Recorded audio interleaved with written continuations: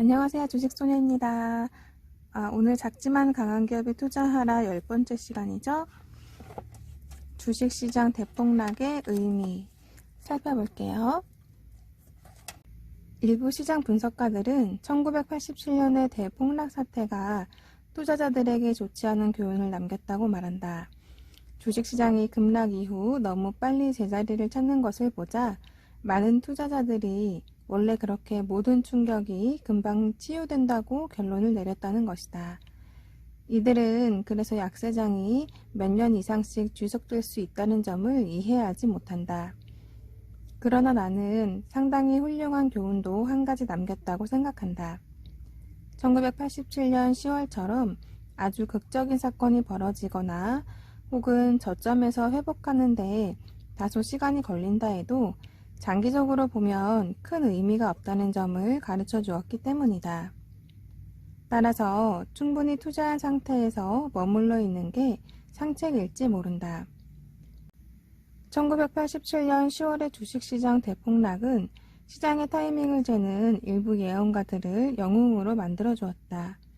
바로 그해 여름과 초가을 잇따라 경고성 발언을 터뜨렸던 이들이다. 하지만 이들 대부분은 더 이상 예언을 적중시키지 못했고 이들의 이름은 대중의 기억에서 사라져 버렸다. 내가 아는 사람 가운데 이런 경우도 여럿 있었다. 상당한 금액의 포트폴리오를 운영하는 개인 투자자들이었는데 1987년 대폭락 당시 큰 손실을 입었고 이때의 충격으로 인해 주식시장이 곧이어 랠리를 보이자 보유 주식을 다 팔고 시장을 빠져나와 빈손으로 있었다.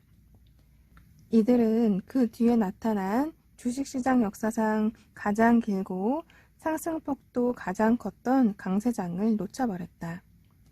다시 한번 강조하지만 1987년의 교훈은 시장의 타이밍을 재는 게 부질없음을 가르쳐 준 것이다. 그저 시장에 가만히 머물러 있으면 되는 것이다. 1973년에서 74년의 약세장이 가르쳐준 교훈은 나중에 1987년에도 똑같이 반복됐지만 약세장은 주식 투자 비중을 더 늘릴 절호의 시기라는 점이다. 주식시장이 거의 바닥을 쳤던 1974년 3분기에 A콘 펀드에 편입된 종목들의 평균 주가 수익 비율은 1974년 예상순이익을 기준으로 할 때 4.3배에 불과했다. 더 이상 주가가 내려갈 수 없었다. 그러나 비관주의가 팽배한 시기였고 아무도 여기에 관심을 두지 않았다. 사자나라의 얼룩말 비율을 다시 떠올릴 수밖에 없었다. 1974년 2분기를 결산한 뒤 나는 A콘 펀드 투자자들에게 이렇게 썼다. 투자자들이 정녕 세상의 종말이 곧 닥칠 것이라고 믿는 게 아니라면 지금처럼 주가가 쌀 때 적극적으로 주식을 매수해야 합니다. 내가 이 글을 쓴 뒤 3개월 만에 주식시장은 진짜 바닥을 쳤다. 운이 따라준 덕분이었지만 어쨌든 매우 시기적절한 주장이었다. 나는 시장의 타이밍을 잴 수 있다는 말을 믿지 않는다. 나는 오로지 주가가 쌀 때 매수해야 한다는 말을 믿을 뿐이다. 내가 1970년대의 주식시장을 경험하면서 배운 두 번째 교훈은 경제가 어렵고 심각한 경기 침체에 빠져 있다 하더라도 열심히 연구하면 훌륭한 기회를 발견할 수 있다는 점이다. 오펙의 석유 금수 조치는 경제에 큰 타격을 주었지만 석유와 천연가스 업종의 수익성을 크게 올려주었다. 유가가 배럴당 3달러에서 9달러로 오르자 에너지 기업들의 이익은 급증했다. 우리는 새로운 테마가 부상하고 있음을 알아차렸다. 우리는 곧 원유와 천연가스 생산업체인 휴스턴 오일과 레인저 오일, 펜오션, 그리고 유전 시추업체인 로안과 디어본 스톰 주식을 최대한 사들였다. 또한 석탄처럼 석유를 대체할 다른 에너지의 탐사 및 채굴도 늘어날 것이라고 보고 라일리와 마인세이프티 어플라이언스에도 투자했다. 1973년 3분기 말에 이르자 에이콘 펀드의 포트폴리오 자산 가운데 3분의 1이 이들 7개 종목에 집중 투자됐고 결국 우리는 여기서 큰 돈을 벌 수 있었다. 주식시장이 횡보한다고 해서 오르는 종목을 찾을 수 없는 것은 아니다. 프로 투자자의 시각에서 보다 냉정하게 말하자면 주식시장이 횡보할 때는 투자하기에 아주 좋은 기회다. 주식시장이 평온한 움직임을 보이며 옆으로 흘러갈 때는 기업 분석이 비로소 그 역할을 한다. 훌륭한 기업이 조금 더 나은 투자 수익을 올려주고 문제 있는 기업은 조금 떨어지는 투자 수익률을 올려준다. 주식시장이 꽁꽁 얼어붙었을 때 주가의 하락은 문제의 일부가 아니라 해답의 일부다. 누구든 리스크 프리미엄이 높을 때 주식을 사야 하고 리스크 프리미엄이 낮을 때 주식을 팔아야 하기 때문이다. 앞으로도 1973년에서 74년처럼 주식시장이 반토막 나는 사태가 또 벌어질까? 1987년 10월 19일에 블랙 먼데이가 재현되지는 않을까? 나도 알 수 없다. 하지만 내가 아는 사실은 약세장은 분명히 다시 올 것이라는 점이다. 앞서도 얘기했듯이 나무는 절대로 하늘 끝까지 자랄 수 없기 때문이다. 그게 언제인지, 하락폭이 얼마나 클지, 약세장이 얼마나 오래 갈지는 나도 모른다. 그러나 이런 걸 안다고 생각하는 사람들이 꽤 많다. 이들은 책을 통해 왜 우리가 이미 추락을 목전에 두고 있으며 몇 달만 지나면 1929년 같은 대공황이 엄습할 것인지 이야기하고 있다.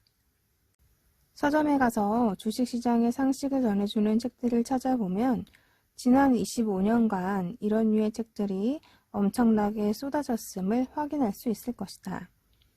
사실 사람들은 재난에 빠진 상황을 떠올리면 즐거워지는 것 같다. 재난은 스릴이 있기 때문이다.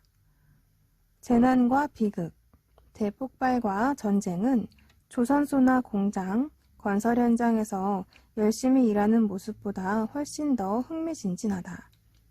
대지진 역시 공무원이 근무하는 장면보다 훨씬 더 극적이다. 그래서 경제의 파국을 예언하는 책들이 잘 팔리는 것이다. 이런 책들은 또 매우 상세한 설명을 담아내고 있다. 왜냐하면 1929년과 같은 주가 대폭락 사태가 왜 불가피한지 충격적인 내용을 전해주어야 하기 때문이다. 따라서 저자의 설명은 꽤 논리적이고 설득력이 있다.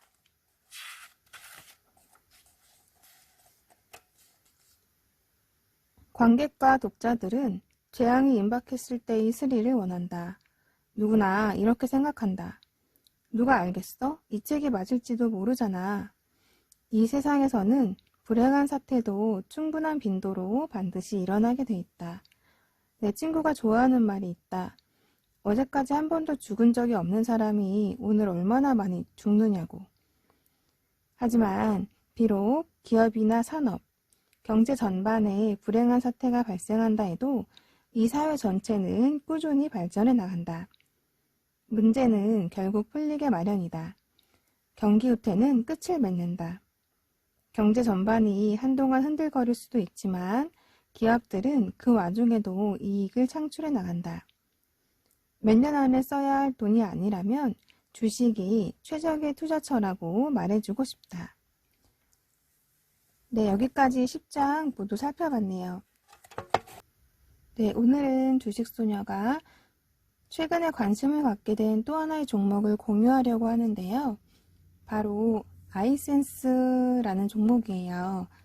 종목 선정 시 필수로 통과해야 하는 3종 세트, 매출액, 영업이익, 부채 비율 체크해 보시고요.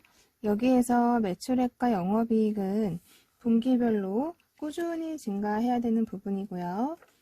부채 비율은 저는 개인적으로 자기 자본의 50% 이하만 통과시켜요. 부채 비율이 높으면 돈 벌어서 이자를 갚기 바쁠 테니까요. 이것도 참고해서 생각해 보시면 좋을 것 같고요. 그럼 저는 이제 다음 11장으로 또 찾아뵐게요. 요즘 온도가 갑자기 뚝 떨어져서 많이 추우시죠? 여러분 다음에 만날 때까지 모두 건강관리 잘 하고 계시기를 바랄게요. 그럼 오늘 같이 공부하신 여러분 모두 수고 많으셨고요. 다음 시간에 또 뵐 때까지 모두 안녕!